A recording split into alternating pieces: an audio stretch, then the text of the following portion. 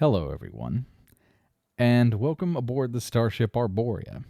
I'm Commander Exorcist, and it is time, once again, for Talk O Tuesday. This is my weekly Elite Dangerous show where I pick a Galnet article and read it and talk about it, primarily from a lore perspective, but I will break the fourth wall if necessary. Now, I did a video last week, and the bottom line for that video was, what does it all mean? Does this mean anything? Is there anything going on? And the reason that I asked that is because the last few community goals that we've had in Elite Dangerous have been minor power combat struggles. There's been skirmishes between some of the minor factions within the superpowers. And I had to ask myself, is it leading somewhere? Or is there some grand payoff that is coming our way? And I hope and pray that the article we received on Thursday at the conclusion of the most recent community goal, I hope that that is not the answer. Because, my friends, what a monumental disappointment. And you can hear it in my voice. You probably hear that this is a huge disappointment, and I'm confused. Now, I will admit that I have not had the opportunity. I have had a lot going on IRL, that I have not had the opportunity to go and do some system investigations to verify some of the claims in this article. But, okay, so when it comes to Elite Dangerous, breaking the wall for a moment, when something is going on, let's say that a major event is happening in the game, when you have a potential outcome, say that you have two branching story paths, there are two Galnet articles that are written for that scenario, one for each side. If Aisling Duval is up against Kane or whoever, there is an article written for each one of them to win. That article is then published, obviously based on the outcome in the game. How do I know this? Because multiple times throughout history, they have published the wrong Galnet article and then pulled it back. Or they published an article early. And so we've been able to see in the past alternate histories in Elite of what would have happened in key scenarios. When the article that we're about to go through was published on Thursday, I couldn't help but wonder if it was the wrong article that was published. And it's more of a feeling than anything. I haven't done a lot of research into it to say 100% it's true, but I think that if somebody really run the numbers, you would see that, yes, I think my feelings are probably right on this one. But we are going to take a look because the results of the community goal is everyone gets a trophy. Everyone won. There were no losers. That's right. Nothing happened. On this day, in 3311, on this site, nothing happened. Here we go. Let's take a look and see what Galnet has to say, courtesy of the Fake News Network. The recent three-way conflict between Princess Aisling Duval, Jerome Archer, and Lee Young-Roy has drawn to a close, with all parties claiming success. Now, that could be true. If I was losing, even if I was losing, I'm perfectly capable of claiming victory. Does that mean that you're victorious? No. But it seems that at this point, all three of the participants in the community goal have claimed victory. And here we are. There are no winners, and there are no losers, because when everyone wins, nothing happens.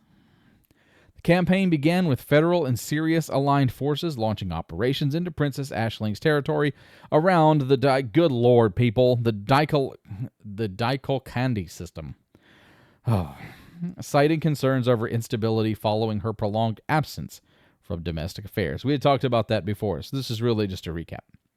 Imperial loyalists responded in high numbers, rallying behind Princess Aisling's call to arms and defending her influence over several key systems. I talked about this in the last video, that yes, there are people out there that came to support the princess. They wanted to support the blue-haired beauty. However, for me personally, and I think for a lot of us Imperial people, she was the only Imperial option. I mean, you had Jerome Archer and Leon Roy. No, absolutely not.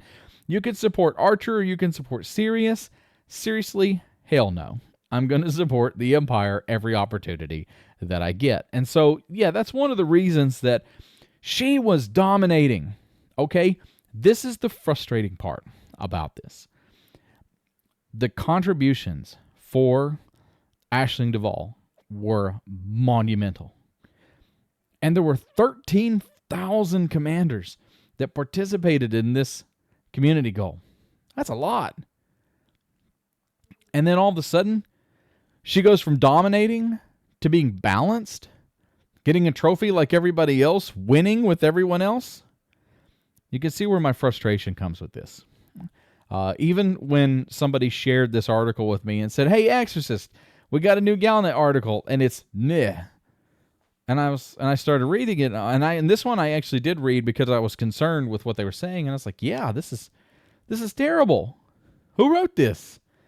Did the person who wrote this, did whoever is doing this even watch and know the results? Or was this one of the 3 articles they wrote?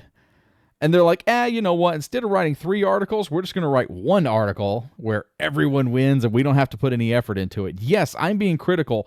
This is garbage. 100% garbage. Aisling Duval should have won. Straight up.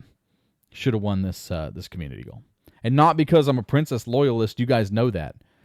But because that's how things were going. Aisling's forces retained control in the whatever system and neighboring strongholds, but were forced to concede territory in Gondal and Santee, where both Archer's federal supporters and the Sirius Corporation's auxiliary fleets concentrated their efforts. So you know what that means? If you were fighting in any of those systems, your contributions did not matter one bit. So yeah, you'll get your modules, you'll get your payout, which is fine. Most people are okay with that. But if you were looking to influence the greater storyline and the greater effects of these minor powers and the story, whatever's going on, your contributions meant 0. And that's frustrating. It really is. Especially considering they were a new type of CG. They were a little bit challenging. And so, what is going on here? Senator Zemina Torval, who had questioned Aisling's ability to defend her territory, issued a frank statement acknowledging the result. The outcome speaks for itself. Princess Aisling addressed her supporters from Mommer Ring. Thanks to the valiant efforts of my loyal supporters, we won the day despite a temporary setback. This is a reminder that strength is earned and I will not falter. We shall adapt accordingly. Celebrations have been reported at Mommer Ring in Myton, where somewhat muted in comparison to previous victories. Of course they were, because you've got a victory that was not acknowledged. This is a victory that's kind of being swept under the rug. It's like, well, you know what? Let's just say this. Everybody won. Okay, guys? Like, we're going to stop fighting. And just everybody won. And so there's probably some people that are raising a glass right now and saying, yay, Princess Aisling. We sort of kind of maybe might have almost somehow won something, somewhere, and somehow. Even though we lost a little bit, even though we were dominating and destroying the enemy, we lost. What is going on here? Fascinatingly bad storytelling in this part. And I'm normally not very critical about this stuff, but I have had it with this kind of stuff. I expect better than this, because this is something that people are actually putting effort into. This is ridiculous. And yes, I'm a little cranky about it. And that's what we're going to do. We're going to continue to be cranky. Let's see what else we got to be cranky about. Jerome Archer's office released a brief statement calling the outcome a validation of federal presence in high-risk border zones. Dude, you got stomped. not only did Archer get stomped, but he's also exposed the fragile nature of his relationship with Felicia Winters. So now we know that they are not entirely on the same page, and they should be, because they're supposed to present a unified force of leadership. Their expression of leadership should be unified to show that the Federation is strong at the top. Man, the Federation is extremely weak. If I was the Empire, I'd be all over this. If I was Imperial control and in the Imperial command structure, I would be all over the weakness that is being portrayed by the Federation, because not only is Archer demonstrating a weak relationship with Winters, now he's acknowledging a win that's not technically true. Is a validation of federal presence. Yeah, it's a validation of federal presence, and you getting your face smacked. Leon Roy, however, meanwhile, praised his operatives for establishing a viable foothold for corporate oversight in the region. Seriously, who the hell wants Sirius in charge of anything? I wouldn't trust Sirius to take out my garbage. And here we are. And Sirius got part of the win. What is going on here? Observers noted that while Princess Aisling maintains the greater share of influence in the region, the campaign has revealed security vulnerabilities and heightened local tensions. Attention now turns to whether this confrontation marks a turning point or a prelude to a broader conflict. Listen, I think it's smoke and mirrors. Whatever's going on, I think it's smoke and mirrors. You're probably going to see a couple more of these community goals, a couple more of these minor power, but I don't think you're going to see anything extensive. And that's coming from somebody that really loves this stuff. I love seeing this stuff play out. But this is really demoralizing. It's demoralizing to ask for contributions, see so much power and so much energy go into those contributions, and then see nothing happen. This is ridiculous. What is going on?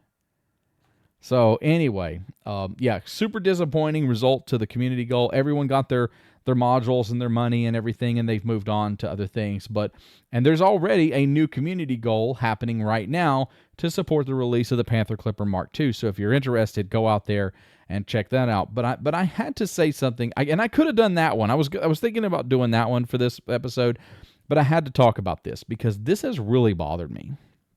And, you know, Aisling Duval, and they kind of acknowledge it at the very end here that Aisling had, you know, a greater influence and a greater outcome.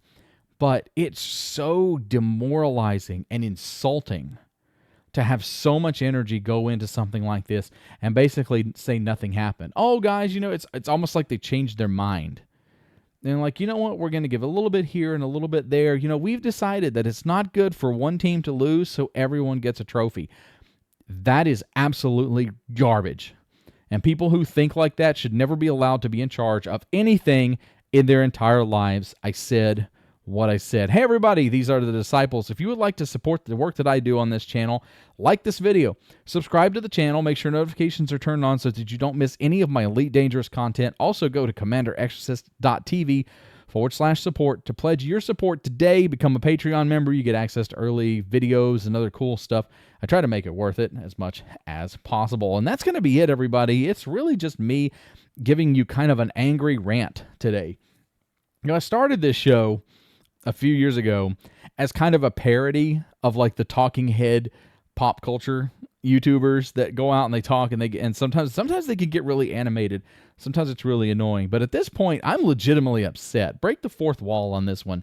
You know, both Commander Exorcist in the game and Real Exorcist is really concerned with this outcome. And, you know, it might be, and I acknowledge I'm wrong about most things.